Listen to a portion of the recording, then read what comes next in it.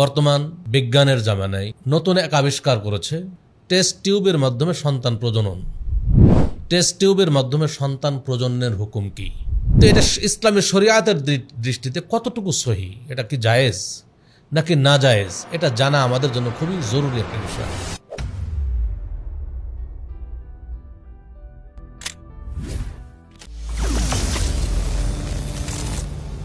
আত্মাহারিক TV, ওহির আলোয় উদ্ভাসিত জীবনের জন্য।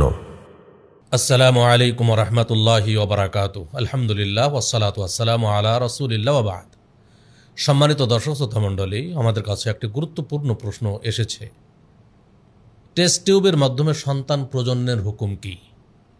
বর্তমান বিজ্ঞানের জামানায় নতুন এক আবিষ্কার করেছে টেস্ট টিউবের মাধ্যমে সন্তান প্রজনন। আর এটাকে যারা সন্তান হয় না, যারা সন্তান পাওয়ার জন্য অত্যন্ত আগ্রহী আকাঙ্ক্ষী হয়ে বসে থাকে, তারা কিন্তু টেস্ট টিউবের মাধ্যমে সন্তান প্রজননের এই প্রযুক্তি গ্রহণ করে এবং এই বিজ্ঞান গ্রহণ করে তারা সন্তানের বাবা মা হওয়ার চেষ্টা করে থাকে। কিন্তু এটা ইসলামী শরিয়াতের দৃষ্টিতে কতটুকু সহি, এটা কি জায়েজ নাকি না জায়েজ, এটা জানা আমাদের জন্য খুবই জরুরি একটা বিষয়। সম্মানিত দর্শক শ্রোতা মণ্ডলী, কয়েকভাবে টেস্ট টিউবের মাধ্যমে সন্তান প্রজনন করা হয়। তার মধ্যে 1 নম্বর, যদি দেখা যায় স্ত্রীর ডিম্বাণু সন্তান উৎপাদনে অক্ষম হয়, তাহলে অন্য একজন মহিলার ডিম্বাণু এবং ওই মহিলা যার ডিম্বাণু সন্তান উৎপাদনে অক্ষম, তার স্বামীর শুক্রাণু পরাগায়ন করে ওই মহিলার রেহেমে প্রবেশ করানো হয়। এটা ইসলামী শরিয়াতের দৃষ্টিতে হারাম, এটা জায়েজ নয়। কেন জায়েজ নয়? কারণ যেই নারীর রেহেমে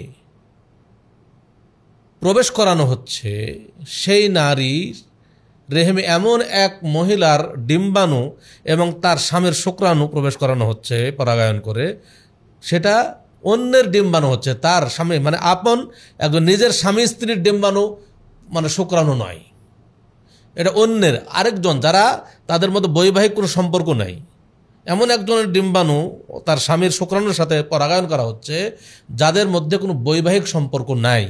অতএব এটা ইসলামে হারাম ঘোষণা করেছে। 2 নম্বর, যদি দেখা যায় স্বামীর শুক্রাণু সন্তান উৎপাদনে অক্ষম, তাহলে কি করা হয় যে ওই স্ত্রীর ডিম্বাণু এবং অন্য একজন পুরুষের শুক্রাণু পরাগায়ন করে স্ত্রীর রেহেমে প্রবেশ করানো হয়। এটাও ইসলামী শরীয়তে হারাম। কেন হারাম? কারণ যেই স্ত্রীর রেহেমে প্রবেশ করানো হচ্ছে, যার শুক্রাণু প্রবেশ করানো হচ্ছে, সেটা তার স্বামী নয়, বরং অন্য একজন পুরুষের শুক্রাণু ওই মহিলার ডিম্বাণুর সাথে পরাগায়ন করা হচ্ছে। অর্থাৎ স্বাভাবিকভাবেই এটা ইসলামে জায়েজ হতে পারে না। 3 নম্বর যেটা মাধ্যম গ্রহণ করা হয়, সেটা হলো যে স্ত্রীর স্বামী এবং স্ত্রীর ডিম্বাণু, স্বামী এবং স্ত্রীর ডিম্বাণু কি করা হচ্ছে যে পরাগায়ন করে অন্য একজন মহিলার রেহেমে প্রবেশ করানো হয়। অর্থাৎ অনেক বলা যায়, আমরা যেমন বাড়ি ভাড়া নেই, ওরা পেট ভাড়া নিচ্ছে, মানে অন্যের পেটে সন্তান প্রসব মানে জন্মলাভ করবে এবং অন্য মহিলার থেকে সন্তান প্রসব হবে, কিন্তু বাবা মা হবে এরা কেন? এদের শুক্রাণু ডিম্বাণু পরাগায়ন করে আরেকজন মহিলার রেহেমে প্রবেশ করানো হচ্ছে, ওর পেট ভাড়া নেওয়া হচ্ছে এবং বিনিময়ে তাকে টাকা পয়সা দেওয়া হচ্ছে তার এই গর্ভধারণের কারণে। এটাও ইসলামী শরীয়তে জায়েজ নয়, হারাম। কেন জায়েজ নয়? কারণ যেই মহিলার রেহেমে প্রবেশ করানো হলো, ওই মহিলা রেহেমে যার শুক্রাণু প্রবেশ করানো হলো, সে তো তার স্বামী নয়।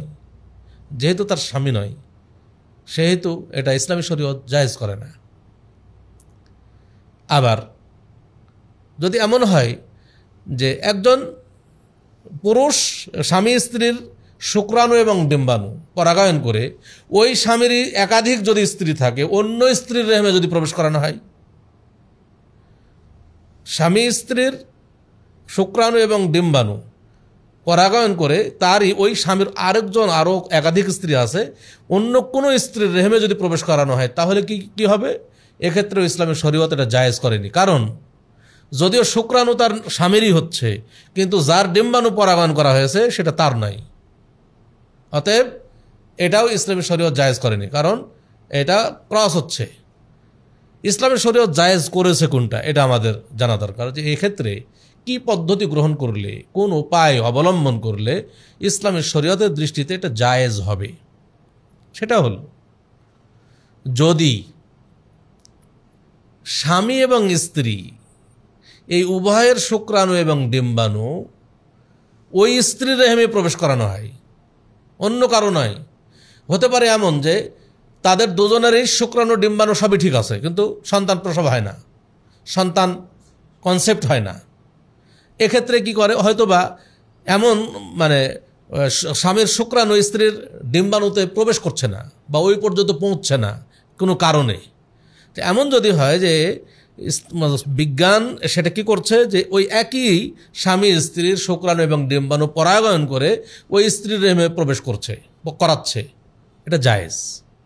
আবার যদি পরাগায়ন না করে, তো দেখা যাচ্ছে যে যেহেতু শুক্রাণু সেই পর্যন্ত পৌঁছছে না কোনো কারণে সে স্ত্রীর রেহেমে প্রবেশ করছে না, তাহলে বিজ্ঞান কি করছে, যে স্বামীর শুক্রাণু নিয়ে টেস্ট টিউবের মাধ্যমে স্ত্রীর রেহেমে প্রবেশ করিয়ে দিচ্ছে। এটাও কিন্তু ইসলামী শরীয়তে জায়েজ, কারণ এটা অন্যের শুক্রাণু প্রবেশ করানো হচ্ছে না। অতএব বিষয়টি গুরুত্বপূর্ণ, এবং আমরা যদি কারো এই সমস্যায় ভুগি কেউ, তাহলে অবশ্যই আমরা ইসলামী শরীয়তে যতটুকু জায়েজ করেছে এই জায়েজ পদ্ধতিটি গ্রহণ করব। হারাম পদ্ধতি গ্রহণ করা ইসলামে জায়েজ নেই। হারাম পদ্ধতি গ্রহণ করে মা বাবা হওয়ারও প্রয়োজন নেই, কারণ আল্লাহ তাআলা আমার আপনার ঈমান পরীক্ষা করছেন, কাউকে সন্তান দিয়ে কাউকে সন্তান না দিয়ে। কিন্তু সন্তান না পাওয়ার কারণে হারাম কোনো পন্থা অবলম্বন করব, এটা ইসলাম জায়েজ করেনি। অতএব আমরা সবাই সতর্ক থাকবো ইনশাআল্লাহ। যতটুকু জায়েজ, যেখানে জায়েজ ওই জায়গায় অতটুকুই আমরা করবো, এর অতিরিক্ত আমরা করতে যাব না। আল্লাহ তাআলা আমাদের সকলকেই এই গুরুত্বপূর্ণ মাসআলাটি বোঝার তৌফিক দান করুন, আমিন। আসসালামু আলাইকুম ওয়া রাহমাতুল্লাহি ওয়া বারাকাতুহু।